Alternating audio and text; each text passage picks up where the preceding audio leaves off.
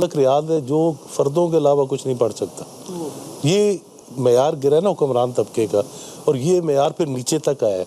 اور عمومی طور پہ جو ثقافت, سوچ اور اخلاقیات سماج پر حاوی ہوتی ہیں وہ حکمران طبقے کی اخلاقیات ہیں.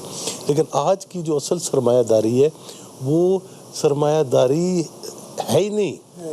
پاکستان کی سرکاری اعداد و شمار کے مطابق اس وقت 73% معیشت جو ہے وہ بلیک اکانومی ہے, کالا دھن ہے, جس کو پیرلل یا آلٹرنیٹیو اکانومی کہتے ہیں. اب وہ جو انفارمل اکانومی ہے, وہ جو کالا دھن ہے, وہ جب 73% ہوگا, جو 78% جابس یا پرووائڈ کرتا ہے, تو وہ کون سی پینشن دیتا ہوگا, کون سا میڈیکل الاؤنس دیتا ہوگا, کون سی کوئی سہولت دیتا ہوگا مزدور کو. وہ تو دیہڑی پہ بندے اٹھاتے ہیں, دوسرے دن چینج کرتے ہیں کہ پکی عادت نہ پڑ جائے اس کو. تو پھر حل کیا ہے ڈاکٹر صاحب؟ حال ایک ہی ہے جو یہاں 68-69 میں لوگوں نے کرنے کی کوشش کی تھی اور بہت قریب پہنچ گئے تھے. کوئی پارٹی نہ ہونے کی وجہ سے حل نہیں ہو سکا تھا. کیا ہوا تھا 68-69 میں؟ پاکستان کی 67 سالہ تاریخ میں پاکستان کے لوگوں کی صرف 139 دن کی تاریخ ہے, باقی حکمرانوں کی تاریخ. 6 نومبر 1968 سے لے کر 25 مارچ 1969 تک اس ملک میں پاکستان کے عوام کا راج تھا. انہوں نے, ایوب خان نے خود لکھا تھا کہ آج فیصلے اسمبلیوں میں اور ہمارے ایوانوں میں نہیں ہو رہے, آج فیصلے گلیوں, بازاروں, فیکٹریوں, کھیتوں اور کلوانوں میں ہو رہے. یہ ایوب خان نے لکھا تھا, جو اس وقت پاکستان کی تاریخ کا سب سے مضبوط حکمران تھا. اگر وہ لکھ سکتا ہے تو اس کو کوئی اس میں سچائی ہوگی. ڈر گیا تھا کیونکہ طاقت چلی گئی تھی, چھین لی تھی. اب اس طاقت کو واپس ریاست میں ڈالنا اور اس نظام کے ساتھ منسلک کرنا, اس کے لیے انہوں نے جنگ لڑی. انہوں نے پاکستان کو 2 لخت کیا تاکہ انقلاب کو روکا جائے کسی طریقے سے. جیسے فلڈ روکنے کے لیے, یہ اپنی فیکٹریاں بچانے کے لیے, اپنی جائیدادیں اور اثاثے بچانے کے لیے بریچ نہیں کر دیتے, اسی طرح انقلاب کے سیلاب کو روکنے کے لیے انہوں نے ملک ہی بریچ کر دیا. یہ اصل وجہ تھی مشرقی پاکستان کے لیے علیحدگی کی, اور وہاں پہ قوم پرستی کو ابھار کر جو طبقاتی کشمکش تھی اس کو قتل کیا بنگالی نیشنل شاونزم کے ذریعے, اور یہاں اس پاکستانی شاونزم ابھار کے طبقاتی کشمکش کو قتل کیا گیا. یہ بین الاقوامی سرمایہ داروں ان سامراج نے بھی, اور یہاں کے حکمران اس میں شامل تھے. یہاں حکمران مسلسل دلال ہے سامراج کے, اور ان کا کردار ہی کوئی نہیں ہے, کمپرڈور بورچوزی ہے یہ. اور اس لیے میں سمجھتا ہوں کہ پھر وقت آئے گا, کیونکہ ابھی لوگوں کے ساتھ مذاق کیے جا رہے ہیں انقلاب کے, اور جو مذاق کر رہے ہیں ان کو پتہ نہیں ہے کہ جب انقلاب ہوگا تو ان کا انقلاب حشر کیا کرے گا.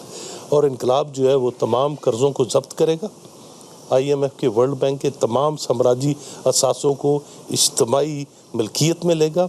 ایک اشتراکی ریاست کے قیام سے تمام دولت ان حکمرانوں سے ضبط کر لی جائے گی, اور یہ عدالتیں نہیں ہوں گی, وہاں پیپلز ٹریبیونلز ہوں گے جن کے سامنے یہ سرمایہ دار کھڑے ہوں گے, اور ان کے سامنے 2 سوال ہوں گے. یا تم وہ لوٹی ہوئی دولت جو کئی لوگوں کے کہنے کے مطابق 5,000 ارب ڈالر سے زیادہ ہے جو باہر تم نے رکھی ہوئی ہے, یا وہ آج واپس لو شام تک, ورنہ پھر تم نہیں یا ہم نہیں. یا بل کم ہو جائیں گے بجلی کے, بجلی تو مفت ہو جائے گی. اب آج IPPs کو نیشنلائز کر لیں, اور کوئی مائیکل لال مجھے بجلی کا مسئلہ حل کر کے دکھائے IPPs کو نیشنلائز کیے بغیر. اب IPPs کتنے کی بجلی بیچتے ہیں, ان کو پوچھنے والا ہے کہ 5 روپے کی چیز تم 500 روپے میں کیوں بیچ رہے ہو, 1 یونٹ تم 10 روپے کا ہے وہ تم 1000 روپے میں بیچ رہے ہو. ان کو پوچھنے والا ہے. IPPs سامراجی ہیں, انہوں نے پاکستانی حکمرانوں نے پیسے لیے ہوئے ہیں, وہ جو چاہے کرتے ہیں. IPPs کو ہم نے لوٹا دیے, IPPs کو لوٹا دیے. اور یہ تو پوچھو کس چیز کے لوٹائے ہیں, کتنی چیز کے کتنے پیسے دیے, یہ کوئی پوچھنے والے تیار نہیں ہے. IPPs کو نیشنلائز کرے, یا صرف لوڈ شیڈنگ ختم نہیں ہوگی بلکہ بجلی کی قیمت 5% اس قیمت سے آ جائے گی. اور باقی جو ہے روزگار ہے, تعلیم ہے, خاص طور مفت ہو جائے گی. اور اس میں صرف یہ نہیں کہ چند اسکول پرائیویٹائز ہوں گے, اس میں HSN کالج بھی پرائیویٹائز ہوگا, اس میں بیکن ہاؤس بھی پرائیویٹائز ہوگا, اس میں حکمرانوں کے نیشنلائز ہوں گے تمام پرائیویٹ. اس وقت لاہور میں بڑی یونیورسٹیاں, بڑا سب وہ یونیورسٹیاں ایک ہوں گی, نصاب ایک ہوگا, فیس ایک ہوگی، سب سے امپورٹنٹ چیز ہے فیس ایک ہوگی، اور جب تک فیس رہے گی اس وقت تک وہ نظام منصفانہ نظام نہیں ہو سکتا۔ کسی جگہ تعلیم کے لیے فیس دینا، علاج کے لیے فیس دینا ایک انقلابی سوشلزم کے بعد ایک جرم قرار دیا جائے گا، جیسے وینزویلا میں قرار دیا ہے شاویز نے، کر کے دکھایا ہے یہ کہ آج بھی وینزویلا میں مشکل سے مشکل، مہنگے سے مہنگا ترین آپ ڈینٹل آپریشن کروانے جائیں اس کا ایک پیسہ آپ کو نہیں دینا پڑتا۔ امریکہ میں اسی آپریشن کے $50,000 دینے پڑتے ہیں۔ آپ اس وقت بھی سب مانتے ہیں کہ پورے لاطینی امریکہ میں سب سے اعلیٰ علاج کا معیار جو ہے وہ کیوبا میں ہے، جہاں علاج مفت ہے۔ یعنی جو پاکستان کو ایک جنت دیکھنے کے خواہش مند تھے لوگ، جو انسان تو بنا سکے۔ ابھی تک تو ہم انسان نہیں بنے، ہم تو جانور ہیں۔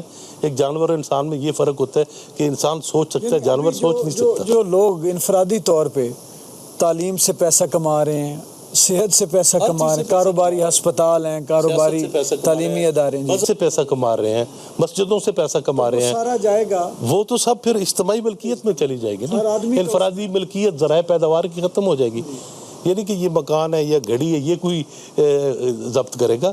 وہ چیزیں جو دولت پیدا کرتی ہیں وہ تمام ذرائع پیداوار جو ہیں وہ اجتماعی بنیادی ضرورتیں جو ہیں وہ اسٹیٹ فراہم وہ اور اسٹیٹ اوپر سے نہیں ہوگی، وہ نئی ریاست ہوگی جو نیچے سے بنے گی، جسے پنچایتیں ہوں گی، ہر گاؤں میں، ہر فیکٹری میں، ہر گلی محلے میں، ہر کچی آبادی میں وہ پنچایتیں فیصلے کریں گی اس کو کیا چاہیے اور کیا نہیں چاہیے، وہ پلان کریں گی، اور نیچے سے اوپر تک ایک سوشلسٹ ڈیموکریٹک سسٹم ہوگا۔ یعنی یہ تبدیلی ہے جو اصل تبدیلی ہے، جو لگ رہی ہے سائنٹیفک تبدیلی ہے جو مارکسسٹ، ورنہ جو ابھی ہمارے حکمران یا اپوزیشن نعرے لگا رہی ہے تبدیلی کی، وہ تو اس سسٹم میں رہتے ہوئے۔ حکمرانوں کے جو حصے ہیں مختلف دھڑے ہیں مالیاتی سرمایہ کے، یہاں حکمران ہو کون سکتا ہے، سیاست میں آ کون سکتا ہے اگر آپ پاس اربوں روپے کی پیچھے سے حمایت حاصل نہیں ہے تو۔